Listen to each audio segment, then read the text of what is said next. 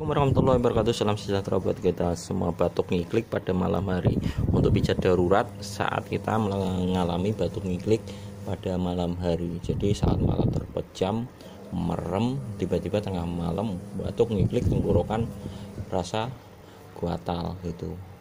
Dan segera lakukan terapi ini, lakukan pemijatan untuk area ini area sini. Jadi sepanjang sini ini dipijat. Cara pijatnya tekan goyang-goyang gini, tekan goyang-goyang, tekan goyang-goyang. Ini cara pijat untuk yang batuk ini. Jadi sepanjang area sini ini. Jadi ntar di sini, titik sini ini dipijat-pijat. Lakukan pemijatan sekarang selama 2-3 menit. Ntar sambil dirasakan batuknya berkurang apa enggak. Itu lakukan pemijatan tangan kiri dan tangan kanan untuk batuk ngiklik pada malam hari. Oke, setelah pemijatan ini segera minum air putih.